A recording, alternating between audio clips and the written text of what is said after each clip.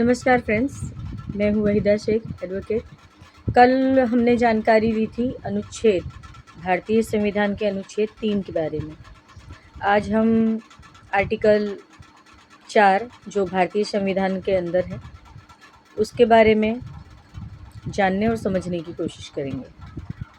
ठीक है, तो शुरू करते हैं। आर्टिकल 4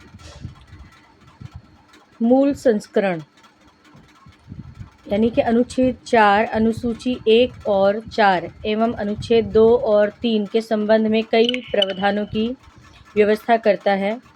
मोटे तौर पे कहें तो भारतीय संविधान का अनुच्छेद 4 भारत में सीमा विवादों के निपटारों से संबंधित है। अनुच्छेद 4 आर्टिकल 4 मूल संस्करण, तो इसको समझेंगे कि 4 पहली अनुसूची और चौथी अनुसूची के संशोधन तथा अनुपूरक, अनुसांगिक और परिणामिक विषयों का उपबंध करने के लिए अनुच्छेद 2 और अनुच्छेद 3 के अधीन बनाई गई विधियां हैं, जिसमें एक अनुच्छेद या 2 अनुच्छेद और अनुच्छेद 3 में निर्दिष्ट किसी विधि में पहली अनुसूची और चौथी अनुसूची के संशोधन के लिए ऐसे उपबंध अंतर्विष्ट हो गए हों कि इस विधि को उपबंधों को प्रभावी करने के लिए आवश्यक हो तथा ऐसे अनुपूरक, अनुसांगिक और परिणामिक उपबंध भी जिनके अंतर्गत ऐसी विधि से प्रभावित राज्य या राज्यों के संसद और विधानमंडल या विधानमंडलों में प्रतिनिधित्व के बारे में उपबंध अंतर्विष्ट हो सकेंगे, जिन्हें संसद आवश्यक समझे। 2. पूर्वोक्त प्रकार की कोई विधि अनुच्छेद 368 के प्रयोजनों के लिए इस संविधान का संशोधन नहीं समझी जाएगी। तो अनुच्छेद की व्याख्या हम समझेंगे कि अनुच्छेद 1 में भारतीय संघ के बारे में विवरण है। यही अनुच्छेद 2 नए राज्यों का भारत में प्रवेश से संबंधित है और अनुच्छेद 3 सीमा एवं नाम आदि के परिवर्तनों से संबंधित प्रावधान करता है। ये तीनों ही अनुच्छेद का विस्तार है। अनुच्छेद 4, एक बार सोचकर देखिए कि जब नए राज्यों का भारत में प्रवेश होगा तो क्या होगा, या फिर भारत द्वारा नए क्षेत्रों को अर्जित की जाएंगी तो क्या होगा, या जब वर्तमान राज्यों के सीमाओं एवं नामों में परिवर्तन लाया जाएगा तो क्या होगा। तो अनुच्छेद 2 और अनुच्छेद 3 के साथ जो होगा वो तो होगा ही, लेकिन साथ ही अनुसूची 1 में भी परिवर्तन करना होगा, क्योंकि भारतीय संघ के सभी राज्यों एवं केंद्र शासित प्रदेशों की लिस्टिंग यही की गई है और इसके साथ ही अनुसूची 4 में भी बदलाव करना होगा, क्योंकि सीमा बदलने से या क्षेत्रफल बदलने से राज्यसभा के सीटों पर भी प्रभाव पड़ेगा। इसका एक कारण अनुच्छेद 80 वर्ग 2 में भी है, जिसमें लिखा हुआ है कि राज्यसभा में राज्यों के और संघ के राज्य क्षेत्रों के प्रतिनिधियों द्वारा भरे जाने वाले स्थानों का आवंटन चौथी सूची में इस निर्मित अंतर्विष्ट उपबंधों के अनुसार होगा। इन्हीं सब परिवर्तनों को ध्यान में रखकर अनुच्छेद 4 के तहत कुछ उपबंधों के किए गए हैं। इस अनुच्छेद के तहत क्षेत्रीय सीमाओं के परिवर्तन को आधार प्रदान किया जाता है। इस अनुच्छेद के तहत कुल 2 खंड हैं, आइए इन्हें हम समझते हैं। 1. अनुच्छेद 4(1) के तहत कहा गया है कि अनुच्छेद 2 या अनुच्छेद 3 में निर्दिष्ट किसी विधि में पहली अनुसूची और चौथी अनुसूची के संशोधन के लिए ऐसे उपबंध अंतर्विष्ट होंगे जो उस विधि के उपबंधों को प्रभावी करने के लिए आवश्यक हों तथा ऐसे अनुपूरक, अनुसांगिक और परिणामिक उपबंध भी जिनके अंतर्गत ऐसी विधि से प्रभावित राज्य या राज्यों के सांसद और विधानमंडल या विधानमंडलों में प्रतिनिधित्व के बारे में उपबंध हैं अंतर्विष्ट हो सकेंगे, जिन्हें संसद आवश्यक समझे।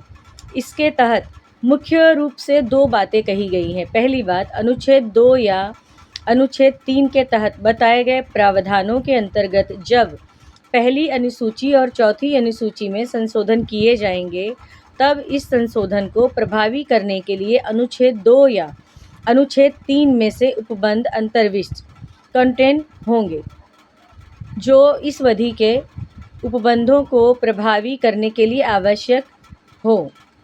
दूसरी बात, इसके तहत ऐसे अनुपूरक, अनुषांगिक और परिणामिक उपबंध भी अंतर्विष्ट हो सकेंगे जिसके सांसद आवश्यक समझे। यहाँ सांसद का रोल काफ़ी बड़ा हो जाता है। यहाँ याद रखें कि अनुपूरक, अनुषांगिक और परिणामिक उपबंधों के अंतर्गत ऐसे उपबंध हो सकते हैं जो कि ऐसी विधि से प्रभावित राज्यों या राज्यों का सांसद और विधानमंडल या विधानमंडलों में प्रतिनिधित्व के बारे में उपबंध करता हो।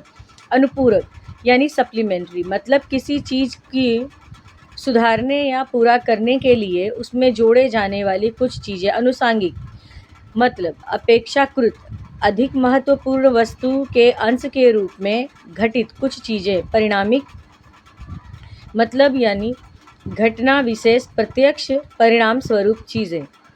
फिर से इसे समझे तो अनुच्छेद 2 या आर्टिकल 3 में संदर्भित किसी भी कानून में पहली अनुसूची और चौथी अनुसूची के संशोधन के लिए ऐसे प्रावधान शामिल होंगे जो कानून के प्रावधानों को प्रभाव प्रदान करने के लिए आवश्यक है, और इससे ऐसे पूरक, आकस्मिक और परिणामी प्रावधान भी शामिल हो सकते हैं जैसा कि संसद आवश्यक समझे। कुल मिलाकर यह अनुच्छेद पहली अनुसूची यानी भारत संघ में राज्यों के नाम और चौथी अनुसूची यानी प्रत्येक राज्य के लिए राज्यसभा में आवंटित सीटों की संख्या में परिणामी बदलाव की अनुमति देता है, लेकिन इन बदलावों को संविधान संशोधन नहीं माना जाता। इसे ही अनुच्छेद 4 के दूसरे खंड में बताया गया है। अनुच्छेद 4 वर्ग 2 के तहत कहा गया है कि पूर्वोक्त प्रकार की कोई विधि अनुच्छेद 368 के प्रयोजन से लिए इस संविधान का संशोधन नहीं समझी जाएगी। कहने का अर्थ है कि आर्टिकल 2 और 3 के तहत जो भी परिवर्तन किए जाएंगे वे सभी संविधान के अनुच्छेद 368 के तहत संशोधन नहीं माना जाएगा। अनुच्छेद 368 संविधान में संशोधन के लिए है। अगर अनुच्छेद 368 के तहत किसी प्रकार का संशोधन किया जाएगा तो उसमें विशेष बहुमत की ज़रूरत पड़ती है। अनुच्छेद 4 में साफ साफ लिखा है कि अनुच्छेद 2 और 3 के माध्यम से किया गया परिवर्तन अनुच्छेद 368 के तहत नहीं माना जाएगा। इसका मतलब ये हुआ कि इस तरह का कानून सामान्य बहुमत और साधारण विधायी प्रक्रिया से है पारित किया जा सकता है। अनुच्छेद 368 के बारे में विस्तार से जानेंगे कि कुल मिलाकर आप इतना याद रखें कि अनुच्छेद 4 का मुख्य उद्देश्य दोनों अनुच्छेद 2 यानी आर्टिकल 2 और 3 के अंतिम या अस्थायी परिवर्तनों को प्रभावी ढंग से लागू करना है।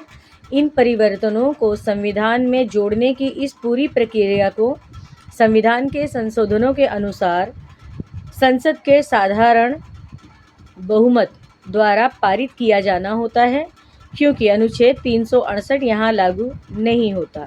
यहाँ भारतीय संविधान के 4 के बारे में हमने समझा। 4 संविधान संशोधन नहीं, नॉट अ कॉन्स्टिट्यूशनल अमेंडमेंट। अनुच्छेद 4 के तहत बनाए गए ये कानून अनुच्छेद 368 संविधान संशोधन की प्रक्रिया के तहत संविधान संशोधन नहीं माने जाएंगे। इन्हें साधारण बहुमत से पारित किया जा सकता है। इसका महत्व लचीलापन यानी फ्लेक्सिबिलिटी, यह भारतीय संघ के राज्यों के पुनर्गठन और समायोजन के लिए एक व्यवहारिक और कुशल तरीका प्रदान करता है, जैसा कि भाषाई राज्यों के गठन के दौरान हुआ था।